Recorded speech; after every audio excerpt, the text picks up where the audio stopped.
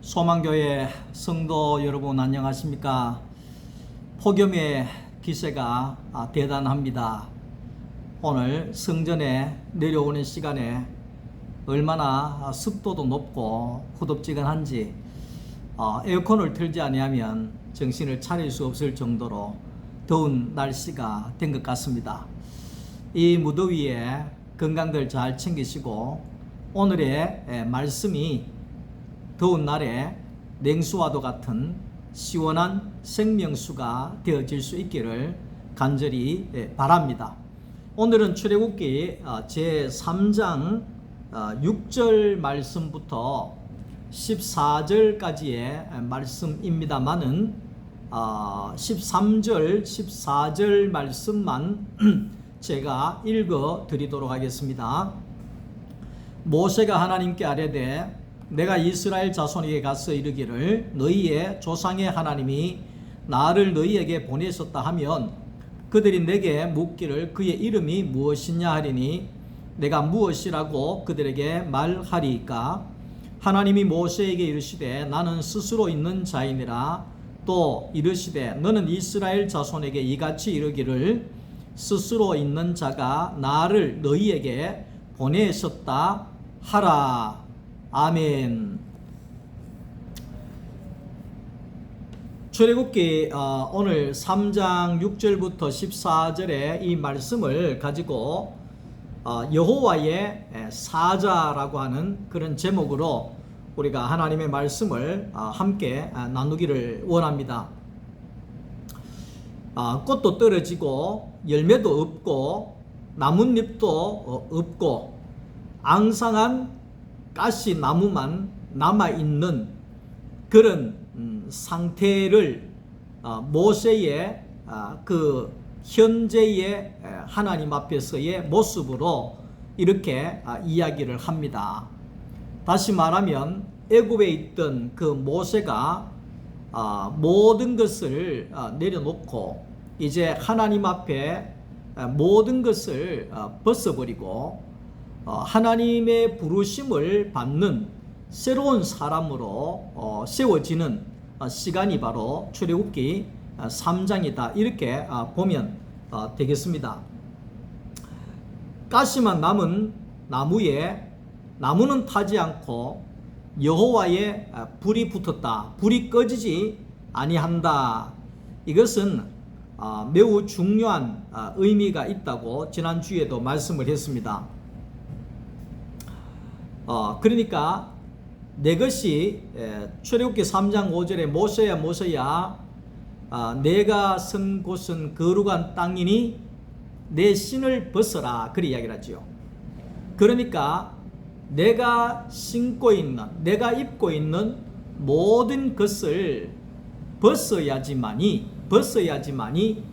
하나님의 불로 여호와의 불로 탈 수 있는 사명자가 되어질 수가 있다. 이 말을 하는 겁니다.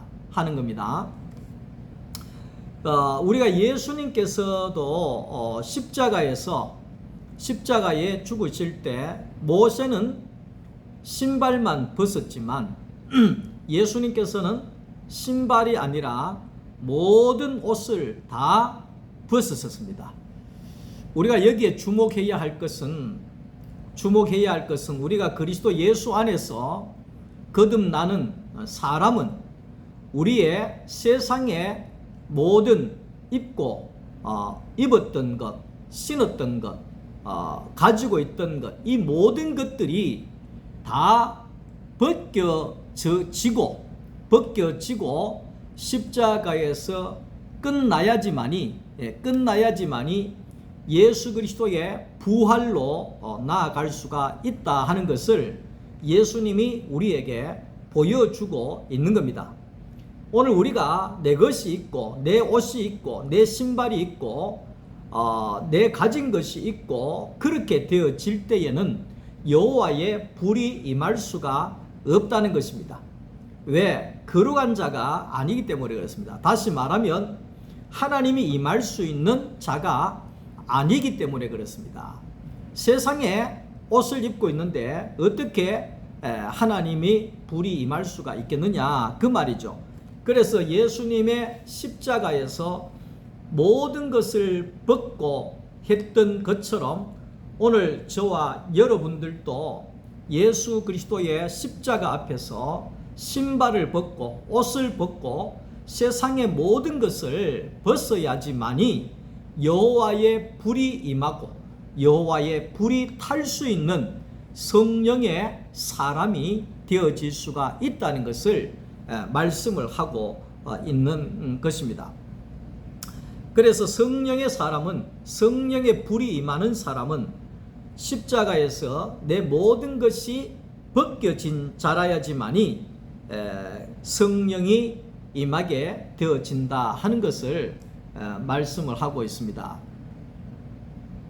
오늘 이제 모세가 가시나무와도 같은, 떨기나무와도 같은 그런 존재였다. 가시밖에 없고 마른 막대기밖에 없는 그런 존재였다. 이렇게 이야기를 하면, 그러면 하나님이 쓰는 사람은 마른 막대기와도 같이 그냥 바보 천치 같은 그런 무능한 사람이라야지만이, 거지 같은 사람이라야지만이 하나님이 임하고 쓰시느냐, 그런 뜻은 아니라는 것입니다.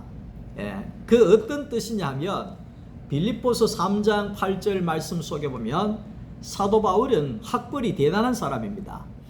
사도 바울은 가문이 대단한 사람입니다. 그때 당시에 로마의 시민권을 갖고 있을 정도의 대단한 사람이었습니다. 그런데 가말리엘 문화에서 공부를 하였던 아주 수재 중에 수재인 사람이었습니다. 그런데 이 사도 바울이 보화 중에 보화인 예수를 발견하고 난 이후에 그가 말하기를, 예수 외에는 내가 이전에 가지고 있던, 알고 있던 모든 것은 배설물로 여깁니다. 이렇게 이야기를 합니다. 그 말은 뭐냐 하면 내 삶의 중심은 예수입니다. 내 삶의 가치는 예수입니다.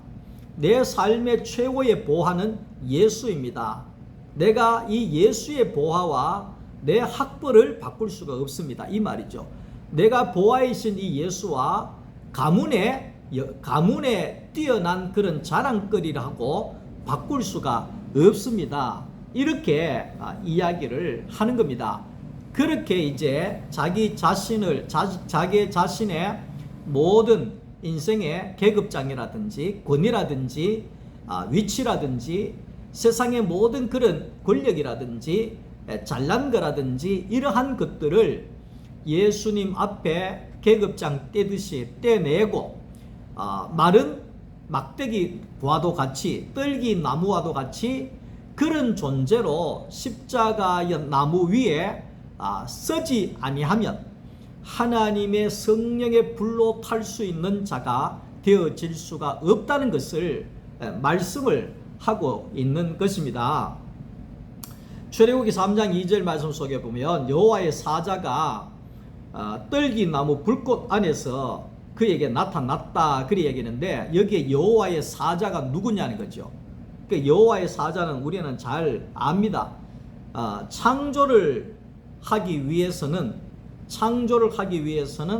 하나님의 영이 수면 위에 운행을 하셨고, 아브라함과 롯에게는 사람의 모양을 한 천사가 찾아왔고, 그 다음에 선지자들이 왔고, 마지막에는 하나님의 아들 예수가 찾아왔고, 그리고 예수가 부활하시고 난 다음에는 성령을 통해서 사도들이 하나님의 사자로 오게 되었다 이렇게 말합니다. 그래서 모세에게 나타난 여호와의 사자는 누구냐?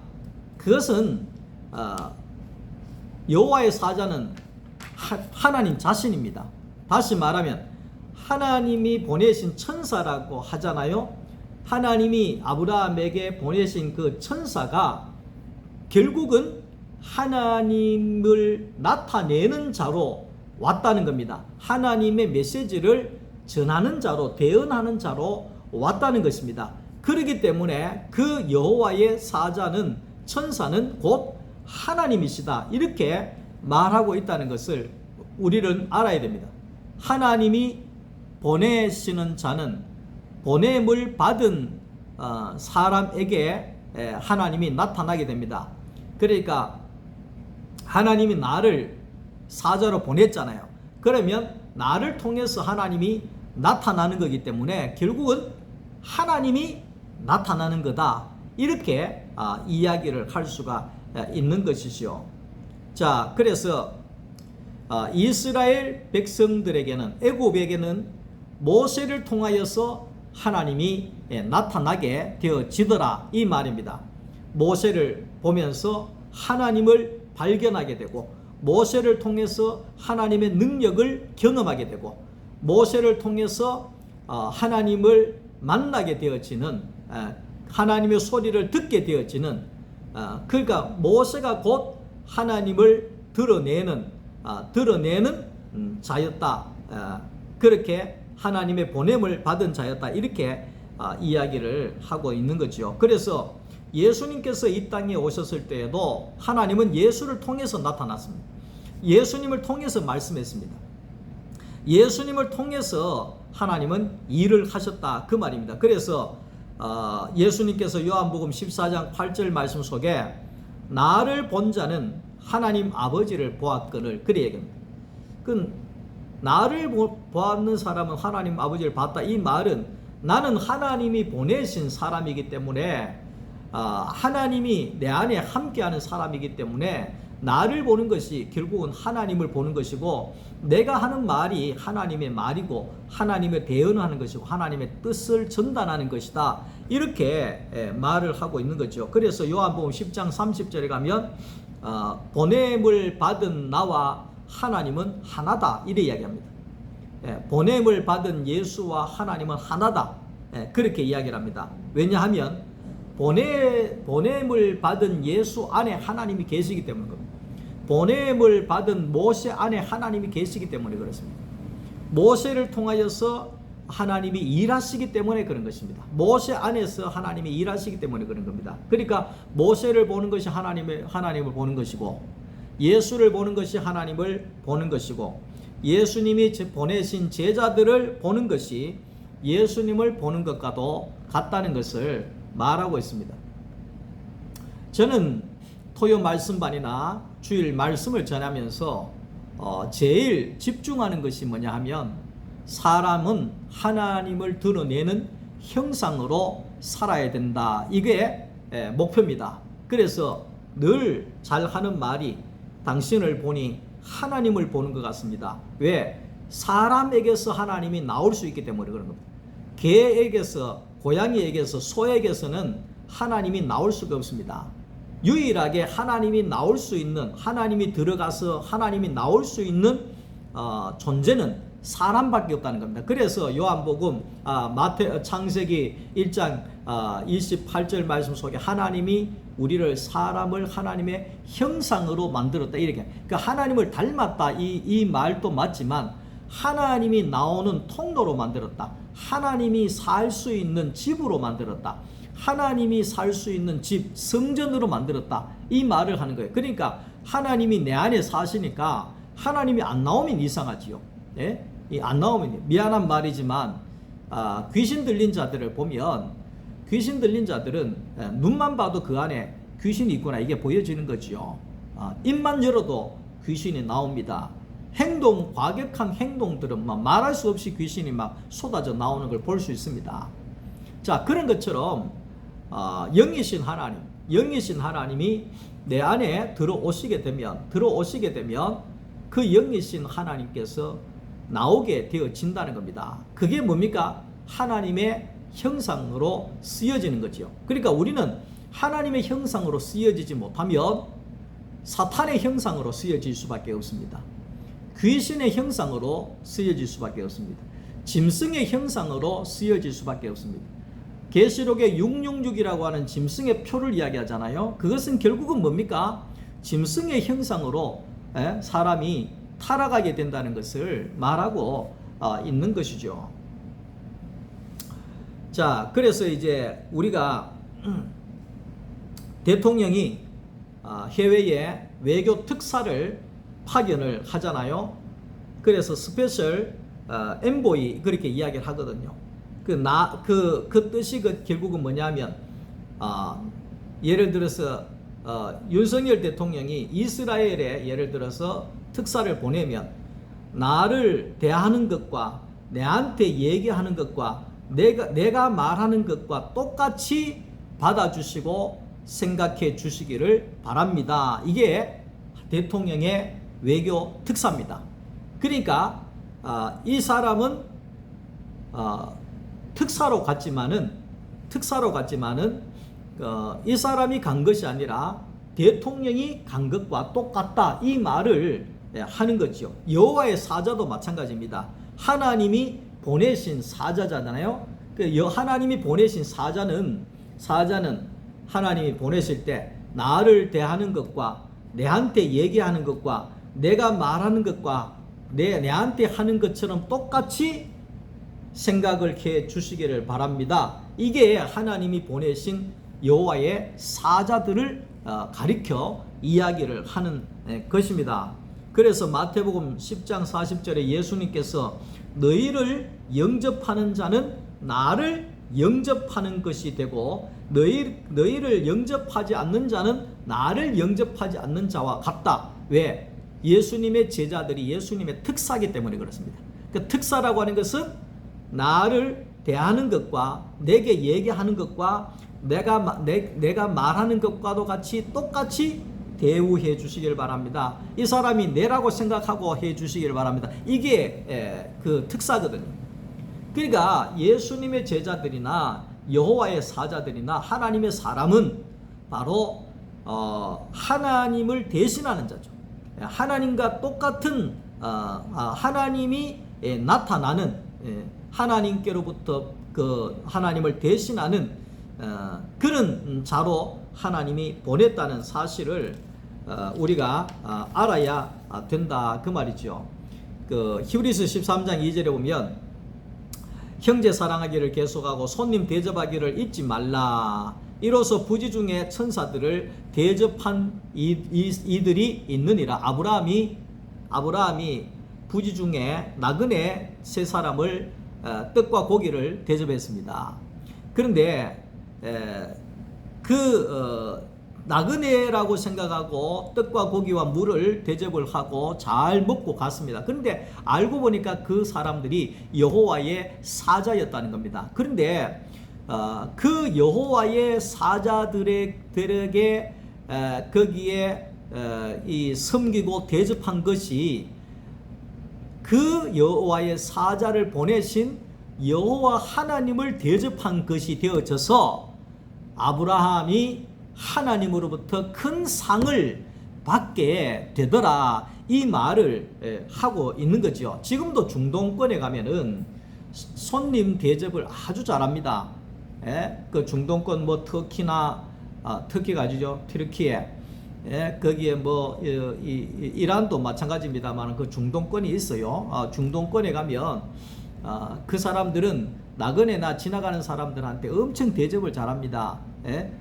근데 왜 그렇게 대접을 잘하느냐 하면 아브라함이 부지 중에 나그네에게 고기와 떡과 물을 대접했는데 여호와를 대접한 것이 되어가지고 그 여호와의 사자라는 것이 밝혀지면서 여호와께 대접한 것이 되어서 아브라함이 복을 받더라 이 말이죠. 우리도 부지 중에 손님이 찾아올 때에 하나님이 보내신 자인 줄로 알고 그렇게 우리가 대접을 하게 되면 우리도 그런 복을 받게 된다 하는 것을 그들이 알기 때문에 그렇게 행동을 한다는 것을 우리가 알면 이해하기가 더 낫다는 것을 이야기를 합니다.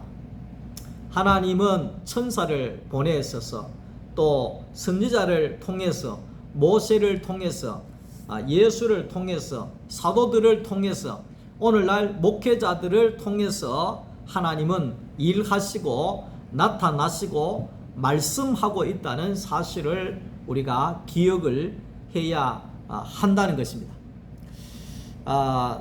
저는 나의 나된 것은 하나님의 특별한 은혜고, 두 번째는 우리 엄마의 기도 덕분이고, 세 번째 마지막은 제 아내의 그 내조 덕분이다, 이렇게 고백을 늘 합니다. 근데 우리 엄마는 신앙생활을 하면서 40년 새벽기도 종을 치신 분이거든요. 40년 새벽기도 종을 쳤어요. 산골짜기에서 한 7-8km 산길을 걸어 나와가지고, 그렇게 이제 비가 오나 눈이 오나 뭐 추우나 더우나 새벽에 4시 반에 첫종을 치고 5시에 4시 한 55분에 제종이라고 하죠. 제종을 치고 그렇게 도맡아 놓고 새벽종을 치신 분이신데, 우리 어머니는 교회하고 목사님밖에 모르는 분이었어요. 교회, 목사님, 그거밖에 모르는 분이었어요. 교회를 사랑하고, 교회를 섬기고, 교회를 위하여 기도하고, 그 다음에 하나님이 보내신 여호와의 사자 목사님을, 그때는 전도사님밖에 없었어요. 시골 교회는 목사님을 못 모시고, 그 전도사님을 여호와의 사자로 알고 주께 하듯 했다는 겁니다. 주님께 하듯 했다는 거예요. 주님께 하듯. 그래서 우리 어머니는 그 교회 돌보는 일과 목사님 섬기는 일에 그 신앙의 주된 목적을 가지고 사셨기 때문에 우리 6남매가 하나님, 우리 어머니가 주께 하듯이 여호와의 사자로 알고 주께 하듯이 목사님들을 섬기고, 또 교회를 섬기고, 교회를 섬긴다는 것은 교회를 위해서 뭐 청소도 하고, 교회 일도 앞장서서 하고, 교회에 섬기는 일도 앞장서서 하고, 이런 거 할 때 내가 뭐 아깝다 이런 게 아니라 주님께 한다는 이 마음으로 우리 어머님이 신앙생활을 하셨다는 겁니다.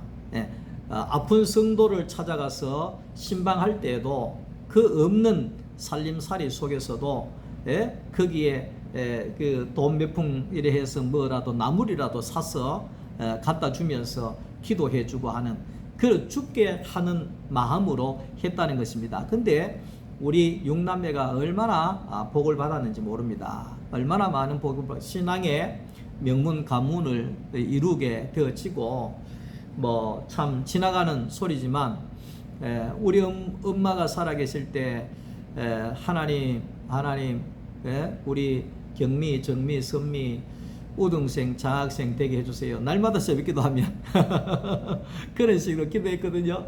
그런데 우리 딸들이 다 학원 한번 안 보냈는데 대학교 다니면서 다 장학금을 받았습니다. 이게 자랑은 아니고, 물론 첫째 딸은 공부 잘해서 또 장학금을 받았고, 둘째 딸 같은 경우에는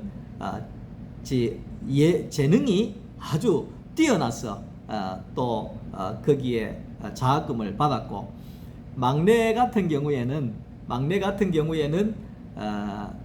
어떻게 장학금을 받았느냐 하니까, 진짜 이게 하나님 은혜인데, 대학교에 가서 목사의 가정 형편이 어려우니까 점심시간에 점심을 사서 먹기가 어려웠습니다. 실제적으로.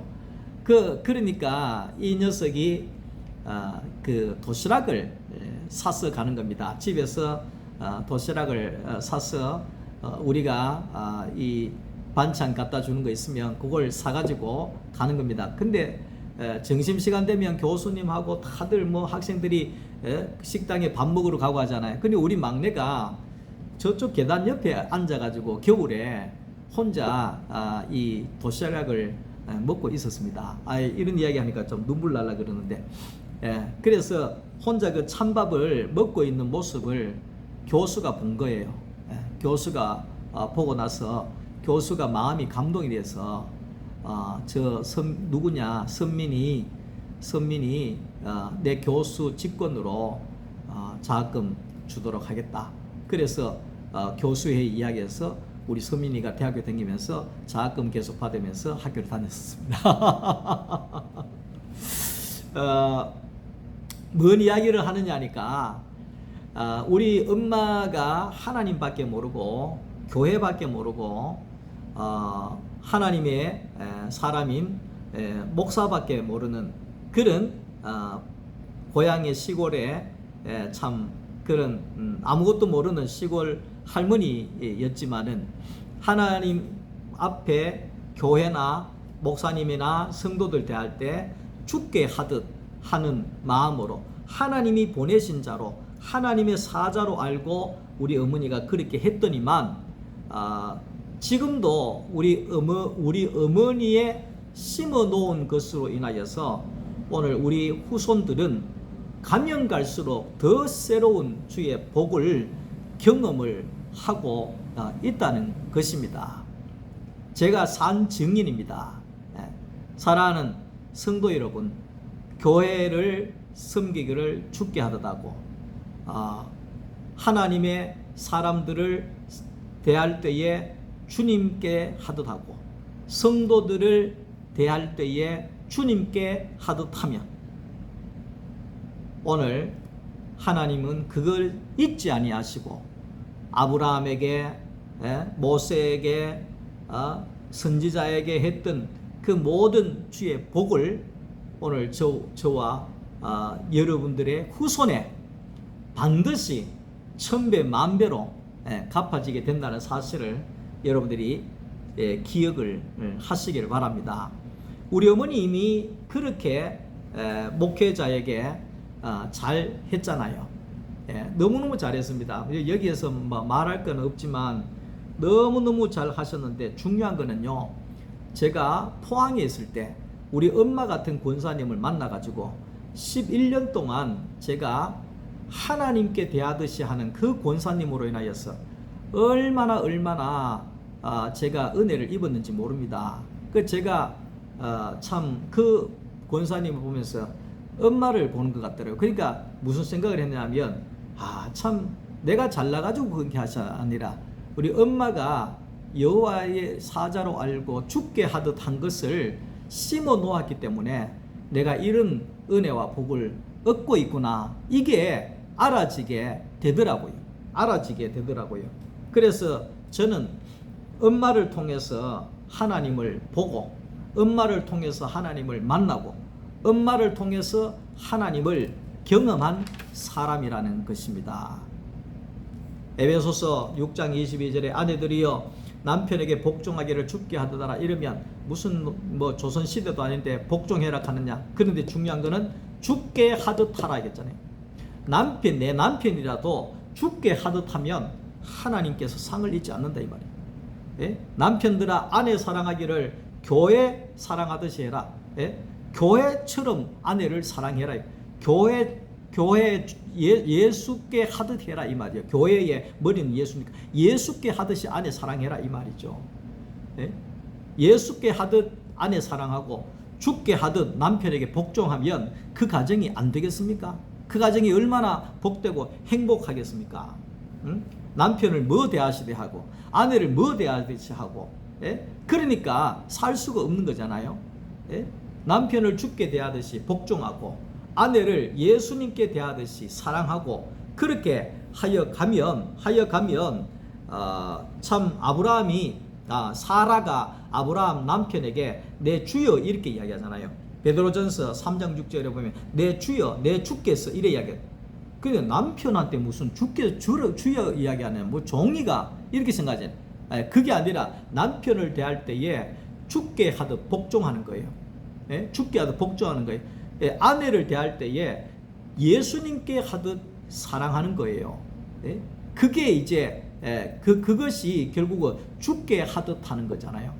오늘날 우리가 교회를 섬길 때 죽게 하듯 하고 목회자를 대할 때 죽게 하듯 하고 장로님을 대할 때 죽게 대하듯 하고 또 성도들을 대할 때 죽게 대하듯이 하고 아내를 대할 때 예수님께 대하듯이 하고 남편을 대할 때 죽게 하듯 하면 오늘 하나님께서 우리를 통하여서 나타나시고 영광 받으시고 하나님이